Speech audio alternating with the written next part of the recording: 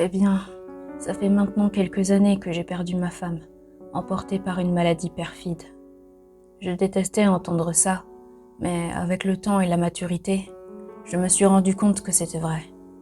Les personnes que nous ne voyons plus vivent toujours dans nos cœurs. C'est pourquoi, il y a peu de temps, après avoir accepté cette terrible perte, j'ai rétabli l'une de nos traditions favorites. Le dimanche de la semaine dernière, vers 2 heures du matin, muni d'un bon vin rouge et de quelques raisins, j'ai sauté dans mon bateau, précisément un bateau de plaisance équipé d'un moteur extérieur. Elle me disait de ne pas oublier les couvertures, afin qu'on ne subisse pas trop le froid mordant de l'extérieur. Comme nous avions l'habitude de faire, j'ai dirigé le bateau assez loin de la côte, j'ai allumé une lanterne, puis j'ai dégusté le raisin et le vin. Je faisais défiler des photos d'elle et de nous sur mon téléphone. Un nombre indescriptible de souvenirs ont envahi mon esprit, me remplissant de joie plutôt que de tristesse. À un moment donné, il m'a même semblé sentir sa présence. Étonnamment, c'est exactement à cet instant que je l'ai remarqué. Plus loin de la côte, quelque chose de sombre se tenait fermement sur les eaux plus profondes de la mer. Frappé par l'étonnement, j'ai démarré le moteur et me suis approché de cette chose étrange, dont les contours et la texture devenaient de plus en plus clairs malgré l'obscurité, jusqu'à ce que je me rende compte qu'il s'agissait d'une petite cabane en bois sombre. J'ai arrêté le bateau à quelques mètres de là pour réfléchir à ce que je voyais. Je n'arrivais pas à comprendre comment elle pouvait tenir sur l'eau, parfaitement stable. Je ne suis pas vraiment sur les réseaux sociaux, mais c'était le genre de choses qui devait être vues par des millions de gens.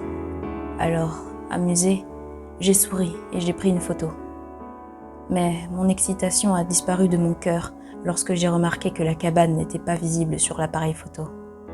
C'était étrange et beaucoup plus grave que je ne le pensais. Son unique fenêtre s'est alors ouverte, révélant une jeune femme pâle, d'une beauté exceptionnelle, aux cheveux noirs et à la robe apparemment sombre, qui m'a fait signe d'approcher sans dire un mot. Je lui ai demandé si elle avait besoin d'aide, mais elle est restée silencieuse, me faisant signe d'approcher avec une expression vide sur le visage. Lorsque je lui dis que j'étais sur le point de retourner sur la côte, son expression neutre céda à la colère, tandis que ses iris brillaient d'un jaune éclatant. Alors que je regardais autour de moi, incrédule, et que je démarrais le moteur pour repartir, j'ai entendu un bruit d'éclaboussure et j'ai réalisé qu'elle n'était plus à sa fenêtre. En fait, toute la cabine avait disparu. Et puis, j'ai vu quelque chose qui se déplaçait rapidement dans l'eau et qui s'approchait du bateau à toute vitesse. J'ai accéléré pour sauver ma vie et, tandis que j'avançais vers une zone plus sûre, j'ai ressenti 2 ou 3 chocs sous le bateau, heureusement sans conséquence, jusqu'à ce que j'atteigne la côte, en toute sécurité. Plus tard dans l'après-midi, lorsque je suis venue vérifier mon bateau, j'ai remarqué de profondes marques de griffures qui semblaient avoir été causées par une main humaine anormalement forte. Un avertissement assez clair pour ne plus jamais s'aventurer tard dans la nuit sur la mer. Le pire, c'est que plus jamais je ne pourrais reproduire cette tradition que j'avais avec ma femme. J'avais l'impression que peu à peu, elle allait s'effacer de mon cœur et que mon souvenir d'elle allait sombrer avec la créature que j'ai vue au fond de l'eau.